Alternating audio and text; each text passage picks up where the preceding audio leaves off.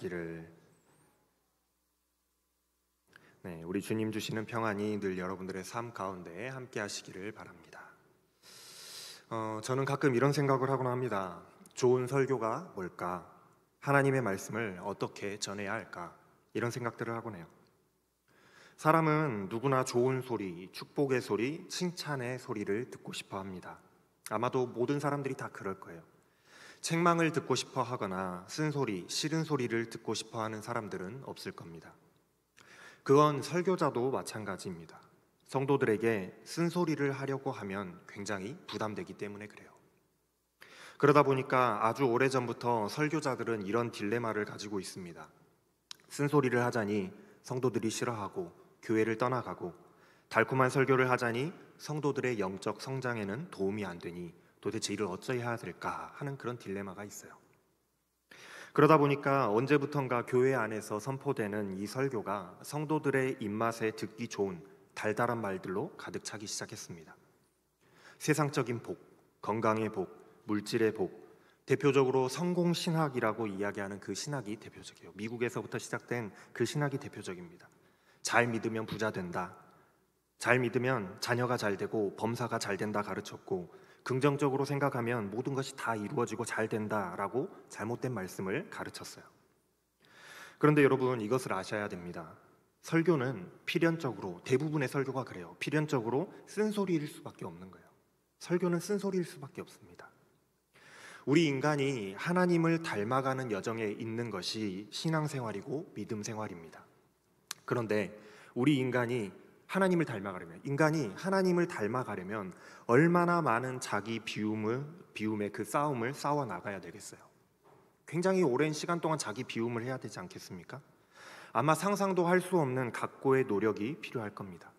아마도 죽는 날까지, 죽는 그 순간까지도 나를 비워내고 또 버리는 그 연습을 해야 될 거예요. 그리고 그 자리에 하나님을 채워넣는, 하나님으로 채워가는 그런 삶을 살아야 할 거예요. 그렇다고 한다면 당연히 설교는 쓴소리일 수밖에 없습니다. 아직 한참이나 부족한 인간이 높은 하나님을 닮아가려고 한다면 그만큼 많은 훈계가 필요하고 교훈이 필요하기 때문인 거죠. 그래서 옛 어른들 말씀이 틀린 것이 하나도 없어요. 입에 쓴 것이 약이 되는 겁니다. 좀 씁쓸하지만 그래도 그것이 약이 되는 거예요. 교회의 존재 목적에는 크게 세 가지가 있습니다. 사도들로부터 전해받은 하나님의 말씀을 보존하고 선포하는 것, 전달하는 것. 또 하나는 성찬과 세례를 베푸는 것. 그리고 마지막으로 교리적 왜곡을 막는 것. 그것이 교회의 역할이에요. 종교개혁자들은 이 세 가지를 교회의 표지라고 생각했습니다. 표지란 거는 교회란 이래해야 된다, 이러해야 된다라는 거예요. 정말 참된 교회라고 한다면 하나님의 말씀을 올바로 선포해야 된다, 성찬과 세례를 베풀어야 하며 성도들을 권징해야 한다라고 생각했습니다. 오늘은 여기에서 마지막 이 권징이라는 것이 굉장히 중요해요. 오늘 말씀에서는 권징이 중요합니다. 권징이란 잘못된 길로 가지 않도록 올바른 길로 가도록 잡아주는 것, 그것을 권징이라고 해요. 성도들에게 권면하고 책망하여서라도 그들이 믿음의 길을 달려갈 때에 잘못된 길로 달려가지 않도록 양육하는 것, 그것을 권징이라고 하는 거예요.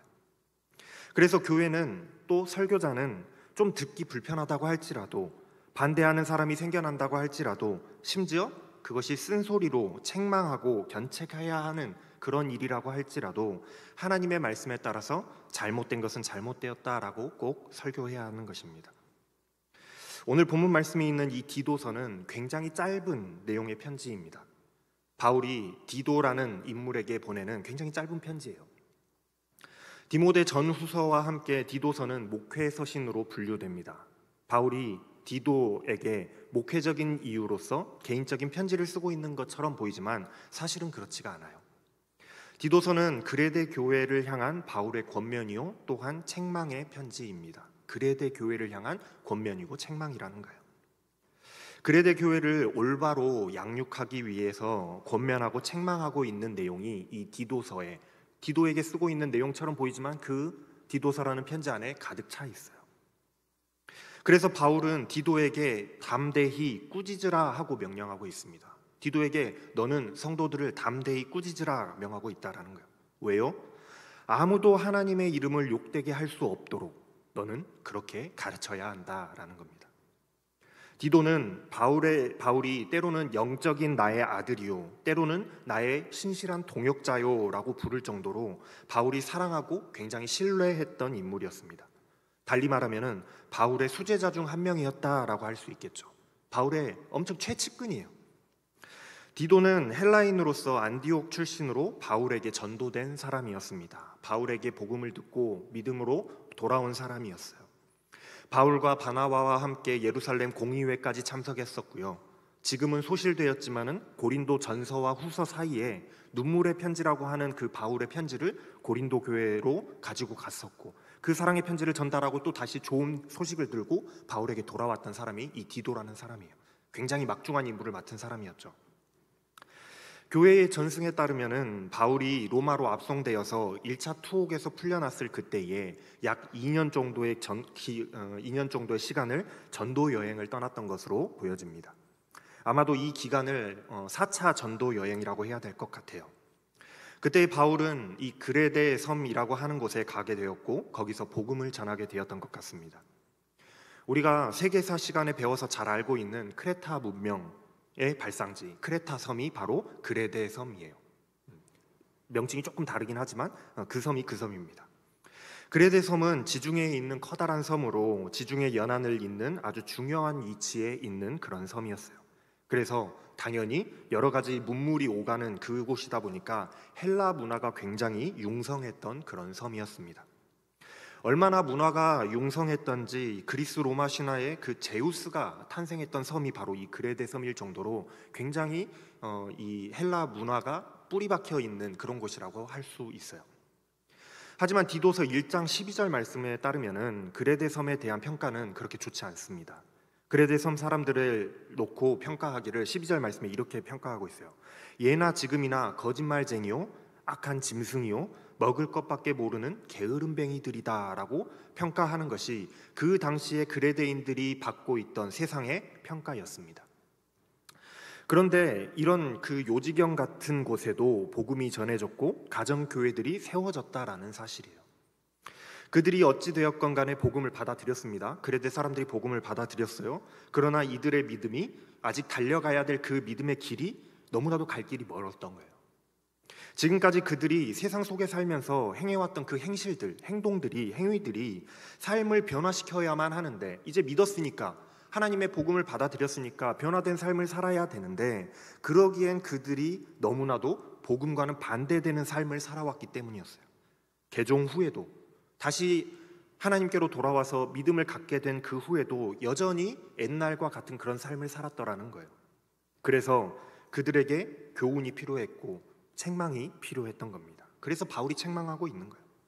바울은 그레데 섬에서 사역을 다 끝마치지 않고 다른 지역으로 또다시 이동을 했던 것 같아요. 그러면서 바울의 그 믿을 만한 동료였던, 믿을 만한 자신의 제자였던 이 디도를 그레데 섬에 남겨놓고 떠나게 됩니다.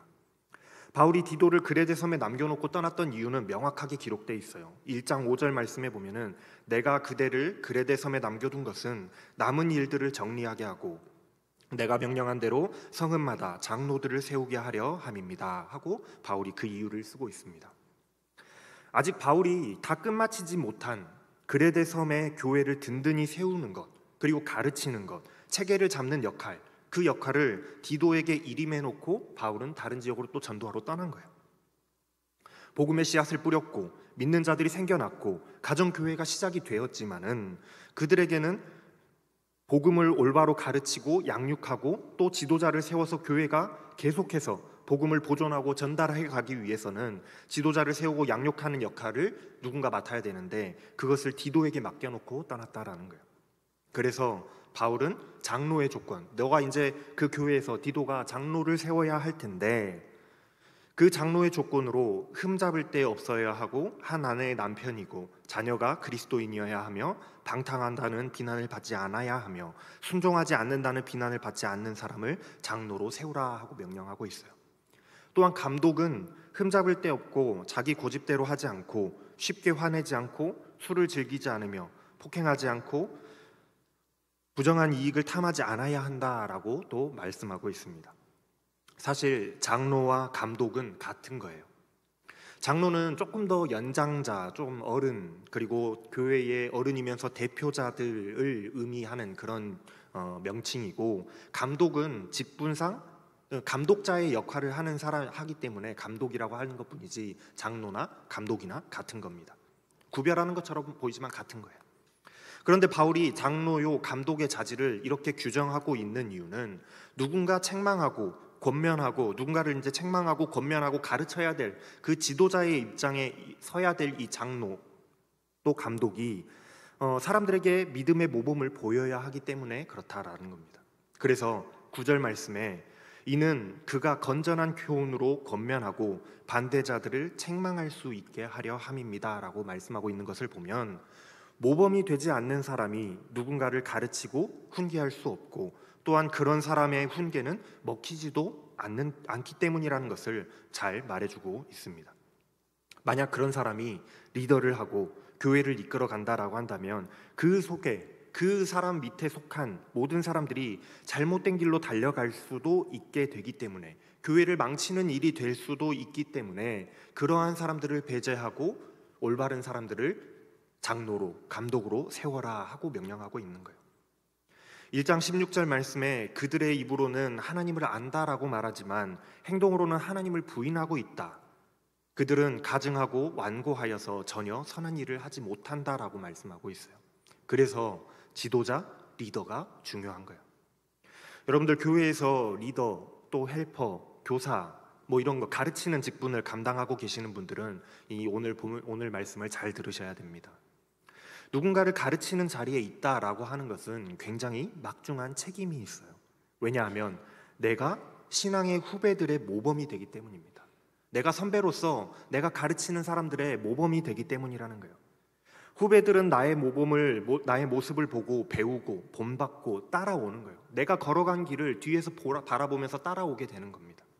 그러니 항상 주의해야 되는 거예요. 행동 하나에도 말 하나에도 주의하셔야 해요. 리더로서, 헬퍼로서, 또 선생님으로서, 신앙의 선배로서 여러분들의 모습을 돌아보시면서 잘 한번 점검해 보시기를 바랍니다. 어찌되었든 간에 그레데 교회가 생긴 지 얼마 안 된 그런 신생 교회이기는 하지만 이 안에도 벌써 거짓 교사들이 있었고 유대인들과 이단들이 복음을 제멋대로 전하는 사람들이 있었더라는 사실을 우리가 알 수 있는데, 그렇기 때문에 바울은 디도에게 성도들을 꾸짖어서라도 책망하면서라도 바로 세워야 된다, 그런 잘못된 가르침들에 성도들이 현혹되지 않도록 권징하고 성도들을 믿음 위에 바로 세워야 한다라고 강력하게 디도에게 명령하고 있어요.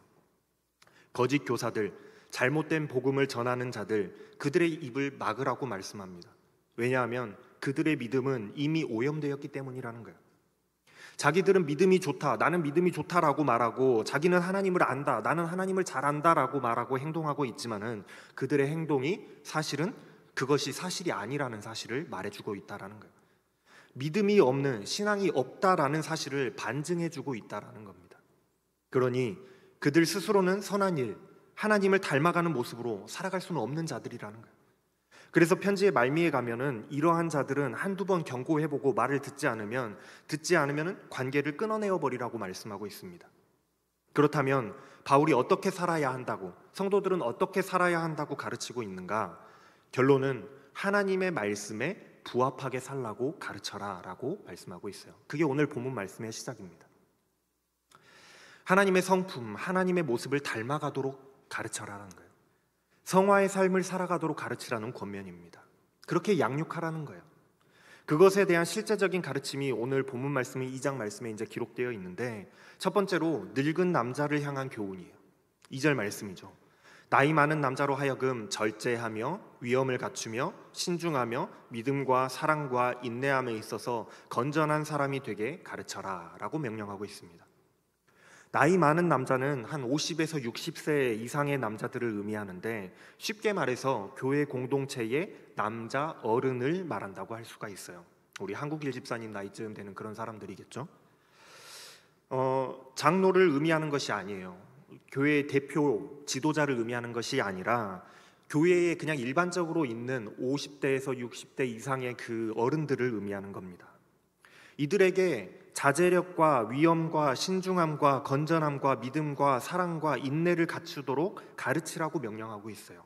이걸 반대로 생각하면 그 당시에 그레데 섬 사람들 혹은 그레데 교회의 성도들 중에서 나이가 많은 남자들은 자제력도 없고 위엄도 없으며 신중하지도 않고 믿음과 사랑과 인내가 없는 사람들이었다라는 사실을 말씀해주고 있는 겁니다.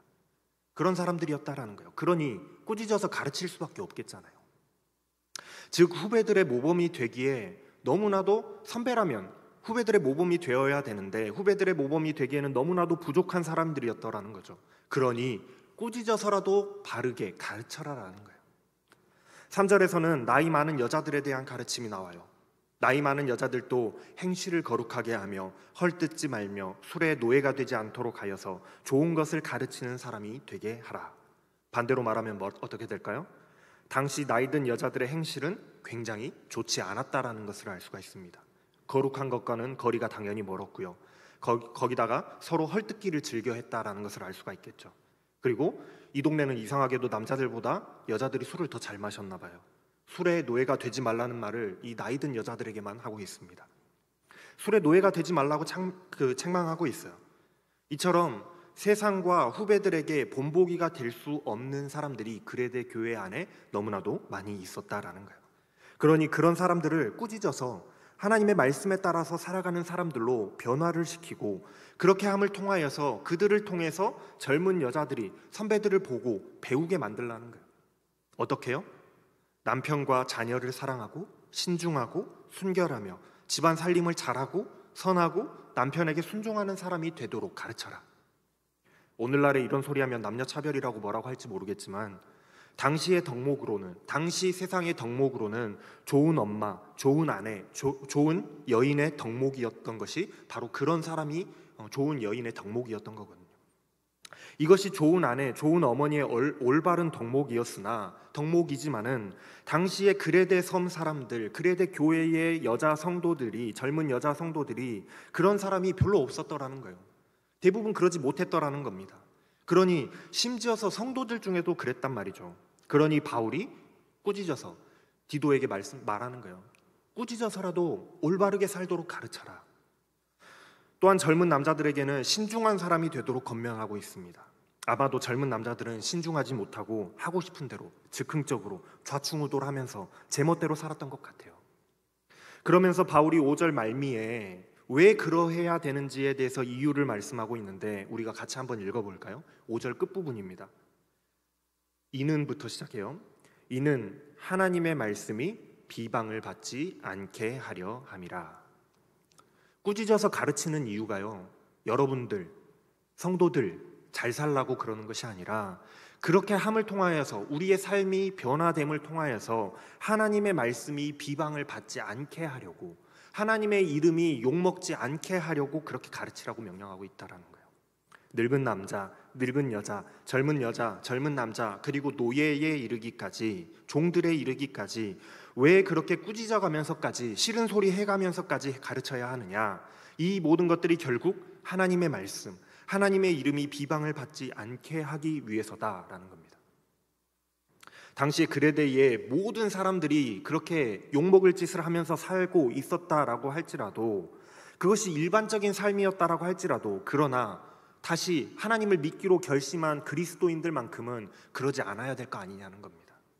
그러나 하나님의 영광을 위하여서 살아가는 그리스도인들이라고 한다면 사람들로부터 비방을 받지 않도록 당시의 사람들이 옳다라고 말하는 덕목을 잘 지키면서 살아서 사람들에게 칭찬을 받으며 살아야 될 것이 아니냐라는 거예요. 왜 그렇습니까? 그렇게 살지 않으면 우리가 옛 모습, 변화되기 이전, 복음을 듣기 이전의 모습으로 살아간다 보면 하나님의 이름을 욕되게 할 것이기 때문에 그렇다라는 거예요. 저것 봐라, 예수 믿는 것들도 똑같네. 요즘에도 그런 소리 많이 듣죠. 개독교라고, 예수 믿는 것들도 똑같다고 그런 소리 듣잖아요. 그렇게 하나님의 이름을 욕되게 할 수 있기 때문에 그런 자들이 생기지 않도록 교회 안에서 가르쳐야 된다라는 겁니다. 그리고 마지막으로 종들에게 또한 가르치라고 말씀해요. 당시에 그레데 교회의 교회 안에는 종의 신분이었던 사람들도 역시 있었던 것 같습니다. 자유인들만 있는 게 아니었어요. 종들도 있었어요. 모든 일에 자기 주인에게 복종하며 그들을 기쁘게 하며 말대꾸를 하지 말며 훔치지 말며 온전히 신실하라고 가르치라고 명령하고 있어요.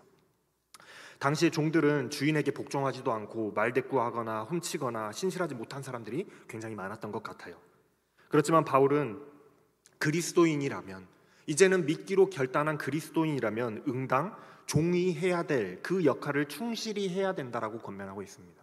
그리스도인이 됐으니까, 자유인이 되었으니까 오히려 들고 일어나서 자유를 찾아 떠나야 된다, 그런 이야기를 하고 있는 것이 아니라 종의 직분을 잘 감당해야 된다라고 권면하고 있다라는 거예요. 왜 그렇느냐? 10절 말미에 다시 한번 말씀합니다. 그러면 그들이 모든 일에 우리의 구주이신 하나님의 교훈을 빛낼 것이기 때문입니다. 무슨 말입니까? 다른 종들은 그렇지 않은데 저 종은 정말 바람직한 종의 표본이네? 왜 저렇게 다르지? 사람들이 궁금해할 거 아니겠어요? 다른 종들은 순종하지도 않고 오히려 대들고 또 주인의 것을 훔치고 하는데 왜 저들은 그렇지 않지? 뭐가 다른 거지? 사람들이 궁금해할 거 아니겠어요?